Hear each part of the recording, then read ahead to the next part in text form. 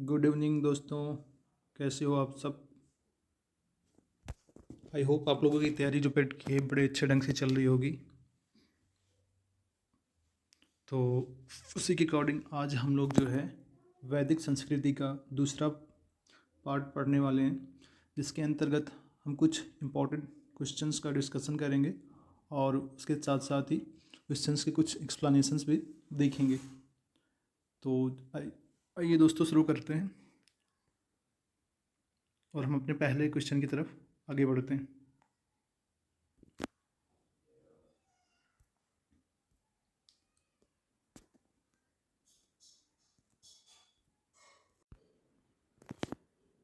तो फ्रेंड्स, हमारा पहला क्वेश्चन है, ऋग्वेद का सबसे नवीनतम मंडल कौन सा है। आपको बताना है ऋग्वेद का जो सबसे नवीनतम मंडल कौन सा है। आपके ऑप्शंस हैं 7वां, बी ऑप्शन है 9वां, सी ऑप्शन है 5वां, डी ऑप्शन है पहला एवं 10वां। तो हमारा राइट ऑप्शन हो जाएगा पहला एवं 10वां मंडल जो है वो नवीनतम मंडल है। पहला एवं 10वां मंडल हमारा नवीनतम मंडल। ओके, तो हमारा आंसर हो जाएगा पहला एवं 10वां मंडल हमारा नवीनतम मंडल। ठीक है, तो हम अब ये यहाँ पे देख लेते हैं कि ऋग्वेद में कुल कितने मंडल हैं। तो ऋग्वेद में टोटल 10 मंडल हैं। ठीक है, और हम बात करते हैं ऋग्वेद में सूक्तों की संख्या कितनी है। तो 1028 सूक्तों की संख्या ऋग्वेद में है। ठीक है, और ऋग्वेद के 10 मंडल हैं, जिसमें से पहला एवं 10वां मंडल नवीनतम मंडल है और 2 से लेके 7वां मंडल तक ये प्राचीनतम मंडल है। ऋग्वेद के प्राचीनतम मंडल हैं, जिन्हें गोत्र मंडल या वंश मंडल के नाम से जाना जाता है। ठीक है, तो चलिए इसके बाद हम लोग नेक्स्ट क्वेश्चन पे आ जाते हैं। हमारा सेकंड क्वेश्चन है, वैदिक युग का समय कब से कब तक माना जाता है। ठीक है, तो हमारा पहला ऑप्शन है 2500 से 1000 ईस्वी पूर्व, हमारा दूसरा ऑप्शन है 2000 से 1000 ईस्वी पूर्व, हमारा तीसरा ऑप्शन है 1500 से 600 ईस्वी पूर्व, चौथा ऑप्शन है 1500 से 800 ईस्वी पूर्व।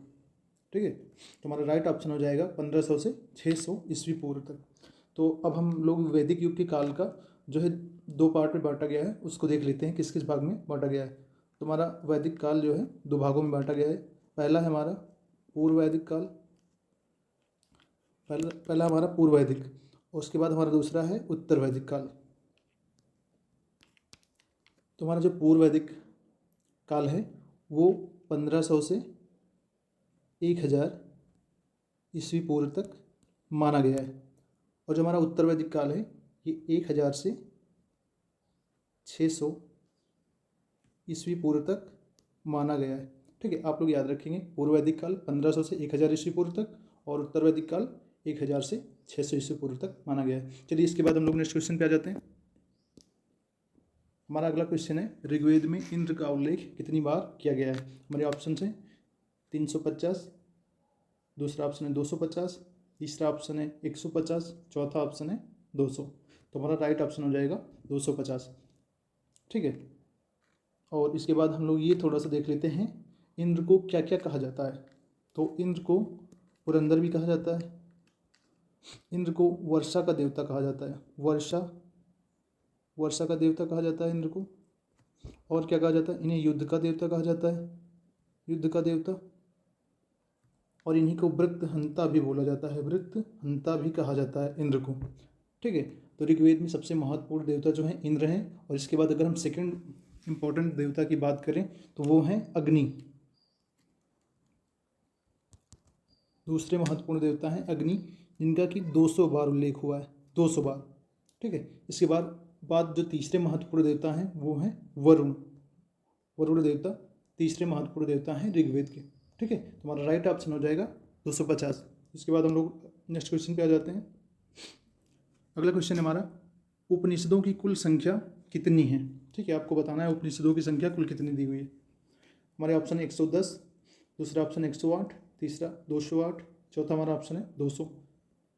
हमारा राइट ऑप्शन हो जाएगा 108। उपनिषदों की टोटल संख्या 208।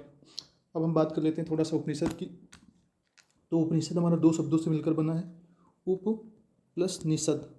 ठीक है, जिसका मतलब होता है शिष्य का गुरु के समीप जाना, शिष्य का गुरु के पास जाना। ठीक है। तो उपनिषदों की संख्या टोटल है 108। और यहीं पे हम लोग बात कर लेते हैं पुराणों की संख्या। तो पुराण कितने हैं आपके टोटल? तो पुराणों की संख्या है आपकी टोटल 18 है। और अगर हम लोग वेदों की बात करें तो वेद आपके कितने हैं? 4 वेद हैं। कौन कौन से? ऋग्वेद, सामवेद, अथर्ववेद, यजुर्वेद, ठीक है। और इसके बाद अगर हम लोग बात करें आरण्यक की, तो आरण्यकों की संख्या कितनी है? 7।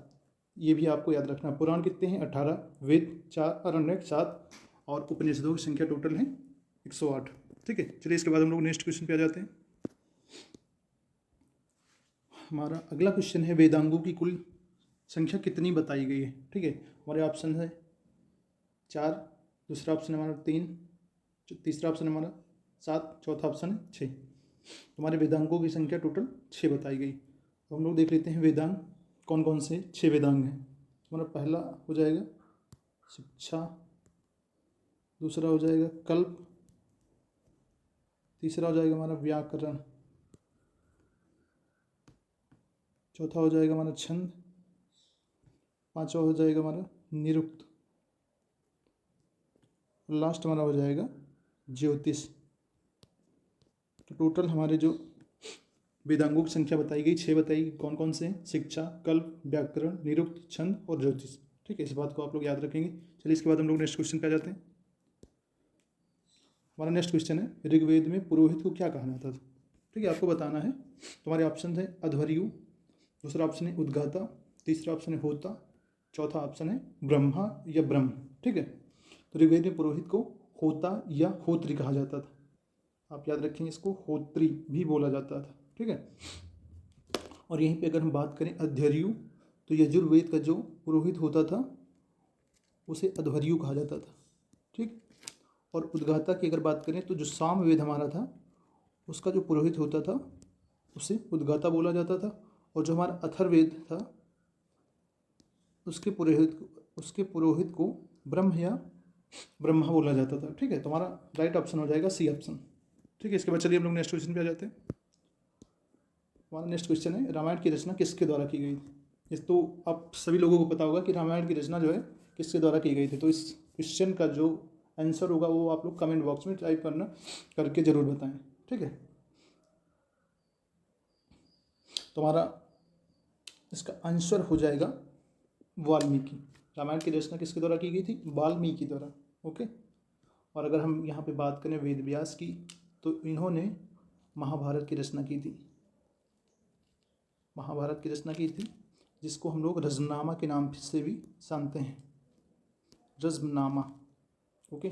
और बात करें अगर तुलसीदास जी की, तो इन्होंने लिखा है रामचरितमानस, जो कि बहुत ही प्रसिद्ध ग्रंथ है हम लोगों का, हिंदुओं का विशेष रूप से। और इसके बाद अगर हम बात करें विश्वामित्र की, तो उन्होंने गायत्री मंत्र, जो हमारा प्रसिद्ध गायत्री मंत्र है सूर्य देवता को समर्पित, उसकी रचना इन्हीं के द्वारा ही की गई है, ठीक है। चलिए इसके बाद हम लोग अपना नेक्स्ट क्वेश्चन पे आते हैं। इसके बाद हमारा अगला क्वेश्चन है 8 नंबर का, ऋग्वेद में सभा का उल्लेख कितनी बार हुआ है, ठीक है।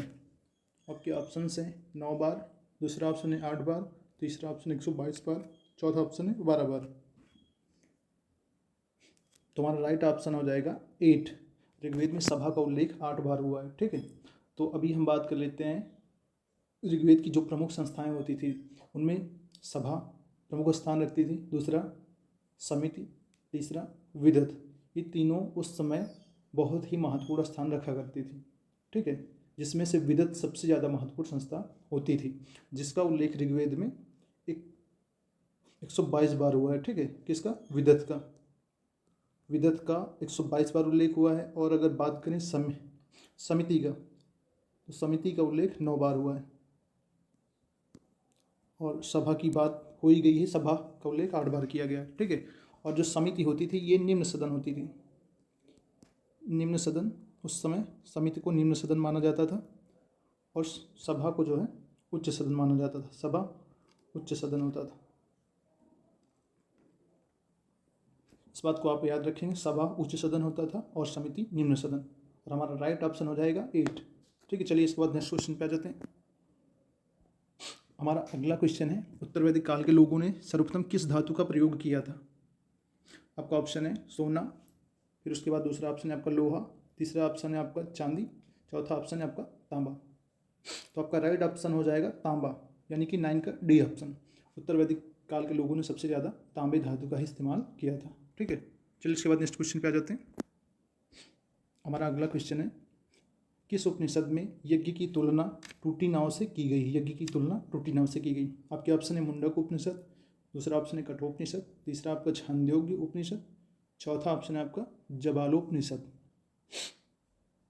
तो हमारा आंसर हो जाएगा मुंडकोपनिषद।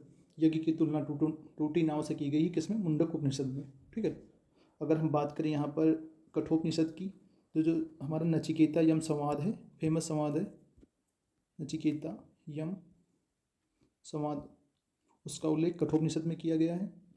और बात करें अगर छांदोग्य उपनिषद की, तो इसमें तीनों आश्रम जो हैं, ब्रह्मचर्य, गृहस्थ और वानप्रस्थ, तीनों आश्रमों का उल्लेख किया गया है। और बात करें जबालोपनिषद की, तो इसमें चारों आश्रमों का उल्लेख किया गया है। चारों ऑप्शन कौन कौन से हैं आप लोगों को पता होगा? ब्रह्मचर्य, गृहस्थ, वानप्रस्थ, संन्यास। ठीक है, छांदोग्य उपनिषद में संन्यास का वर्णन नहीं किया गया है, बाकी तीनों आश्रम इसके अंतर्गत आते हैं। चलिए इसके बाद नेक्स्ट क्वेश्चन पे आते हैं हम लोग। अगला क्वेश्चन है हमारा, ऋग्वैदिक काल में निस क्या था? आपके ऑप्शन है आभूषण, बी ऑप्शन है खिलौना, सी ऑप्शन है कर, डी ऑप्शन है एक शासन पद्धति। तो निस्क जो होता था ऋग्वैदिक काल में एक आभूषण होता था, जो कि सोने का बना होता था और गले में पहना जाता था।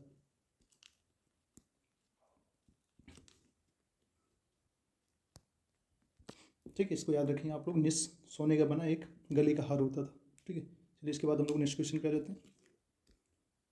हमारा अगला क्वेश्चन है,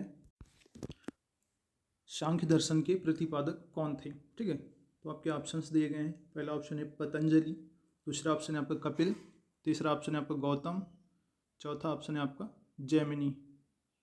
ठीक है, तो आपका राइट आंसर हो जाएगा कपिल। सांख्य दर्शन के प्रतिपादक कौन थे? कपिल मुनि थे। ठीक है, अगर हम बात करें पतंजलि की, तो इन्हें योग का प्रतिपादक माना जाता है। किसका? पतंजलि को योग का प्रतिपादक माना जाता है। और अगर हम बात करें गौतम की, तो इन्हें न्याय का प्रतिपादक, न्याय दर्शन जो है उसका प्रतिपादक माना जाता है। ठीक है, और बात करें अगर जैमिनी की, तो पूर्व मीमांसा दर्शन जो है उसका प्रतिपादक जैमिनी को माना जाता है। ठीक है, इसके बाद अगर बात करें हम, दो दर्शन और हैं, उसमें है उत्तर मीमांसा।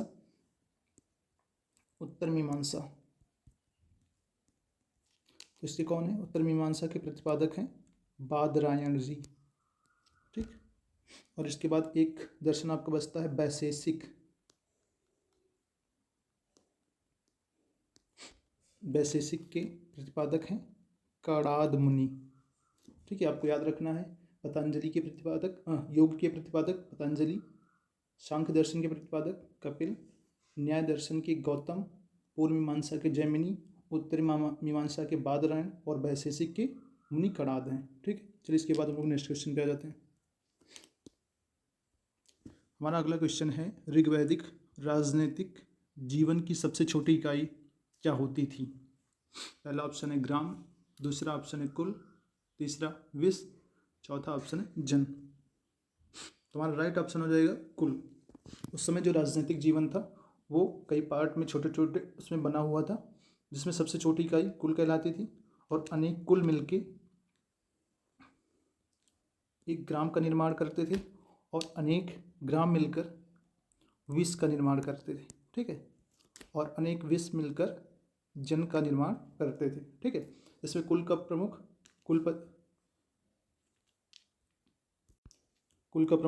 मुखिया, ग्राम का प्रमुख ब्राह्मणी कहलाता था, विश्व का प्रमुख विस्पति होता था, और जन का राजा होता था, जिसे राजन बोला जाता था। ठीक है, चलिए इसके बाद हम लोग अगले क्वेश्चन पे आ जाते हैं। हमारा नेक्स्ट क्वेश्चन है, ऋग्वेद में समिति का प्रधान क्या कहलाता था? ठीक है, जो हमारी समिति होती थी, एक प्रकार की संस्था थी ऋग्वैदिक काल में, उसका प्रधान जो होता था क्या कहलाता था? आपके ऑप्शन है, पहला ग्रामणी है। ठीक है, ग्रामणी, दूसरा है ईशान, तीसरा वैतरणक, चौथा वायव्य। तो हमारा राइट ऑप्शन हो जाएगा ईशान। समिति का प्रधान जो होता था ईशान कहलाता था। ठीक है, चलिए इसके बाद हम लोग नेक्स्ट क्वेश्चन पे आ जाते हैं। अगला क्वेश्चन हमारा ऋग्वेद में जनपद का उल्लेख कितनी बार हुआ है। ठीक है, आपको बताना है जो ऋग्वेद है उसमें जनपद शब्द जो है उसका उल्लेख कितनी बार है। आपका ऑप्शन है पहला 1 बार, दूसरा ऑप्शन है 3 बार, चौथा ऑप्शन है 5 बार और लास्ट ऑप्शन है 1 भी बार नहीं। तुम्हारा राइट आंसर हो जाएगा 1 भी बार नहीं। जनपद शब्द का उल्लेख 1 भी बार नहीं हुआ है। ठीक है, इस बात को आप लोग याद रखेंगे। चलिए, हमारा जो है आज का प्रैक्टिस सेट यहीं पे समाप्त होता है और हम लोगों ने जो है वैदिक संस्कृति के जो महत्वपूर्ण प्रश्न थे तो दोनों वो हम लोगों ने देख लिए हैं और दोनों वीडियो मिलाकर लगभग अगर हम प्रश्न और उसके जो डिस्कशन है उसको देख लें तो लगभग 100 क्वेश्चन के आसपास या उससे भी ज़्यादा बन रहे हैं, जो कि काफ़ी इंपॉर्टेंट क्वेश्चन है। अगर आप लोग इन क्वेश्चंस को याद कर लेते हैं तो ये आपके एग्ज़ाम्स के लिए काफ़ी मददगार साबित हो सकते हैं। तो वीडियो अगर आप लोगों को पसंद आया है तो वीडियो को लाइक शेयर सब्सक्राइब करना ना भूलें और इससे आगे आने वाले वीडियो को देखने के लिए आप बेल आइकन पर प्रेस करना ना भूलें। ठीक है, चलिए अब हम लोग इसके बाद का जो टॉपिक है बौद्ध धर्म उस पर वीडियो लेके आएंगे और उसके कुछ महत्वपूर्ण प्रश्नों को देखेंगे। ठीक है, चलिए इसके बाद हम लोग नेक्स्ट वीडियो में मिलते हैं आपसे, तब तक के लिए धन्यवाद।